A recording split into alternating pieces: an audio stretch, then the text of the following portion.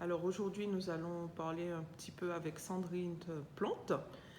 Sandrine, est-ce que tu peux te présenter? Oui, bien sûr. Donc, je m'appelle Sandrine Plante. Je suis auréole, c'est-à-dire un mélange entre l'île de la Réunion et la métropole, donc la France, centre de la France, de zone volcanique, puisque j'habite dans le Puy-de-Dôme. Je suis sculpteur figuratif depuis à peu près toujours. Je fais de la sculpture depuis l'enfance et j'ai choisi depuis plusieurs années de rendre hommage aux ancêtres. Alors, tout d'abord sur une période très particulière qui est l'esclavage, pour faire un lien entre le passé et notre présent qui malheureusement est absolument dramatique encore, et aussi sur des ancêtres avant l'esclavage, puisque tout n'a pas démarré, comme nous le savons en Afrique, avec la période de l'esclavage, mais bien avant. Et voilà, et donc je suis très très heureuse d'être avec vous aujourd'hui. Alors Sandrine, tu dis que tu as toujours fait de la sculpture. Oui. Tu as commencé à quel âge? J'ai commencé à l'âge de 8 ans, avec un pack de terre offert par une de mes tantes. Et la première pièce que j'ai réalisée, c'était une copie d'une petite femme africaine qui appartenait à ma grand-mère. Et quand j'ai mis les doigts dans la terre, j'ai absolument senti que cette matière allait me correspondre, parce qu'elle me permettait, j'étais une enfant assez réservée, elle me permettait de m'exprimer très très facilement. Et ça paraissait évident dans mes doigts. Donc voilà, c'était un pur bonheur dès l'enfance. Et quand tu as commencé, je dirais, à travailler de façon plus professionnelle, comment est-ce que tu t'y es prise pour te former, passer à un autre niveau dans ton travail? Est-ce que, à quel moment tu as senti et qu'est-ce qui t'a fait sentir, ah, j'ai besoin d'aller plus loin, d'être plus précise et d'être excellente dans ce que je fais? Ça, c'est une très très bonne question. Alors, donc j'ai été autodidacte longtemps. J'ai toujours voulu représenter le corps humain et être extrêmement précise. Parce que ça comptait beaucoup pour moi. Depuis que je suis petite, j'adore les os et le corps humain et le mouvement, les expressions. Et évidemment, en autodidacte, c'est très compliqué de maîtriser. Donc, je ne trouvais pas de formation qui correspondait. Les ateliers, le niveau n'était pas assez haut. Et j'ai fait donc un bac art plastique, une fac d'histoire de l'art pour avoir des connaissances générales, tout en cherchant en parallèle quelqu'un qui pouvait me former. Et j'ai trouvé un sculpteur qui était loge de Rome, qui avait fait 8 ans de conservatoire à Paris, qui était l'élève de Paul Belmondo et qui avait une connaissance phénoménale. Donc j'ai beaucoup insisté pour apprendre avec lui. Au départ, il y a eu beaucoup de refus de sa part parce qu'il ne voyait pas l'intérêt, lui qui travaillait tellement, de perdre du temps à former quelqu'un. Et puis petit à petit, en voyant ma passion et en fait c'était tellement plus grand que moi, ça me dépassait, il a accepté de me former pendant 2 ans. Donc j'ai pu apprendre, classiquement parlant, l'anatomie, les os, les muscles, comment placer la graisse, comment caler la peau, les veines, les cheveux, et créer le mouvement, comprendre les expressions, vraiment. Donc pour moi ce qui est essentiel, donc vous voyez là une pièce terminée, je commence toujours par une structure de boîte crânienne très précise, suivant le lieu de naissance de mon personnage, etc., de ses origines. Et voilà, une formation très, très classique a été essentielle pour moi pour pouvoir être libre de raconter. Ok. Justement, tes personnages, ils ont toujours des expressions très particulières. Oui. Tu tiens beaucoup à ce qu'ils soient émotifs et qu'ils parlent à la personne qui les regarde.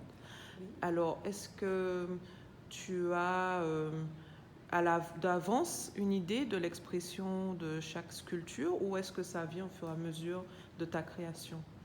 Donc déjà, je suis un sculpteur un petit peu particulier parce que je ne travaille qu'à partir de mes rêves. J'ai appris une méthode pour faire des zooms pendant le rêve, pour pouvoir raconter, parce que pendant plusieurs années, j'ai eu des sortes de brimes de scènes de vie d'esclave, et je me suis dit qu'il fallait en faire quelque chose. Donc les sculptures arrivent, enfin les personnages arrivent dans les rêves. Une fois que je les connais, je connais plus leur histoire, je les laisse vivre toute la journée dans ma tête. Donc je ne fais jamais de dessin, je n'ai pas de modèle. Parce que comme je dis, il faudrait que je prenne des esclaves ou certains ancêtres qui malheureusement ne sont plus là actuellement pour les représenter. Et ce que je dis qui est vraiment vraiment essentiel, c'est qu'il faut qu'une sculpture respire. C'est-à-dire qu'il faut que nous, qui figeons un instant précis, nous ayons l'instant d'avant et l'instant d'après. Une sculpture ou une œuvre est réussie à ce moment-là. Quand on a la sensation qu'elle va nous raconter une chose, Et donc, par rapport à tous ces rêves-là, je prends moi-même la position dans mon corps, j'essaie de ressentir quel moment précis serait intéressant de raconter de cette personne-là. Donc, je peux peut-être donner le cas de figure de celle-ci. Oui, oui, si présente-nous, oui, bien sûr. Donc, cette série s'appelle L'Or Noir, et celle-ci est la première de la série, L'Or Noir. Donc, je n'ai pas toujours dans les rêves le nom de la pièce. Donc, parfois, elles n'ont pas de prénom, et parfois, le prénom me vient plusieurs années plus tard, et je leur donne à ce moment-là. L'idée, c'était de rendre hommage à toutes ces femmes et tous ces hommes qui ont été réduits en esclavage et qui étaient, entre guillemets, les plus beaux spécimens, donc qui étaient une valeur sûre dans le commerce triangulaire, ou juste avant, en étant des modèles de reproduction. Et l'idée, en fait, c'était surtout de leur donner une identité visible. Donc cette partie qui est de la résine de bronze représente des terres perdues, mais des terres perdues de l'Afrique que l'on porte en soi. Alors pas forcément une découpe parfaite au pays d'Afrique, hein, mais plus cette sensation-là de on veut me faire perdre mon identité, mais j'ai mon identité et elle reste visible.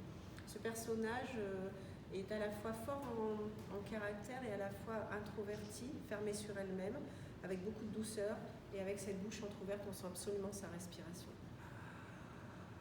Elle inspire, elle se ferme sur elle-même, et elle cherche une solution, elle cherche un échappatoire. Donc là, on a un moment juste avant les captures, mais où ils savent qu'ils se trament des choses, et voilà, je voulais essayer de donner cette sensation et que le public y soit sensible. Et quand tu présentes tes sculptures au public, qu'est-ce qui te donne de la satisfaction dans les échanges avec les collectionneurs, avec les musées? À quel moment tu te dis oh, ça y est, j'ai fait quelque chose j'ai atteint mon but? Déjà, personnellement, j'ai atteint mon but. Parce que mon but était d'avoir une première sculpture à La Réunion. C'est fait dans le musée Villèle.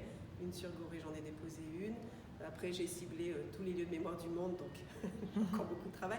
Mais j'ai atteint mon but dans le sens où, pour moi, ce qui comptait, c'était de rendre hommage à mes ancêtres. Et ça, je l'ai atteint. Oui. Pour moi, ils veillent chaque jour, ils sont présents, ils m'aident, ils me portent. Donc ça, c'est atteint. Après, je pense que ce qui est bouleversant, c'est le regard de l'autre qui peut être un panel très très large. Hein. Des gens qui sont extrêmement émus, des gens qui pleurent, des anciens qui viennent de me remercier pour justement le fait qu'on n'oublie pas notre histoire. Les enfants qui viennent poser beaucoup de questions, qui viennent les toucher par exemple. Ça, c'est très important, cet échange avec les nouvelles générations. Avec les lieux mémoriels forcément, puisque cela instaure une place. Et comme je dis tout le temps, ce qui compte pour moi, c'est que dès l'instant où une de mes pièces se pose à un endroit, c'est comme si c'était un point d'acupression, de guérison pour les ancêtres. À cet instant-là, c'est comme ça que je le vis. Parfois, il y a au contraire des émotions fortes, très négatives, de gens qui ne comprennent pas pourquoi je réveille l'histoire de cette façon-là. Parce que comme vous le voyez, en tant que métisse, c'est compliqué, ni blanche ni noire, on ne sait pas trop de quel côté de la barrière je suis. En plus, je suis une femme. Je me permets de raconter des choses un peu fortes et dérangeantes. Mais j'aime beaucoup justement les échanges, puisque je peux raconter pour quelles raisons je le fais. J'avoue que d'année en année, étant de plus en plus connue, c'est bouleversant en fait ce qui se passe. Les retours sont bouleversants. Ce qui est certain, c'est que personne n'est insensible à ce que je crée. Et tant mieux. Parce que je pense que le pire, ce serait que ça ne touche personne. Je préfère même quelque chose, une réaction même agressive, hein, parce que moi, je peux répondre à cela. Et justement, si tu avais un message pour les jeunes générations, en particulier pour les jeunes filles, quel est ton message? Alors, je dirais que malheureusement, dans beaucoup de domaines, le monde n'a pas changé, qu'être noir de peau peut être difficile, qu'il y a toujours des choses à prouver, mais que les femmes actuellement, nous pouvons nous exprimer, les jeunes filles, à tout âge.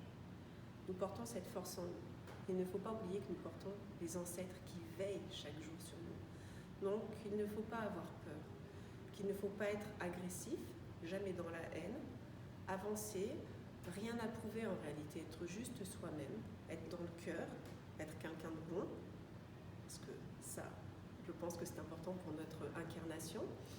Et en tout cas, croire en ses rêves. C'est vraiment ce que je dirais aux jeunes générations. Être quelqu'un de bien pour l'autre. Prendre soin des autres. Ça, c'est une première chose.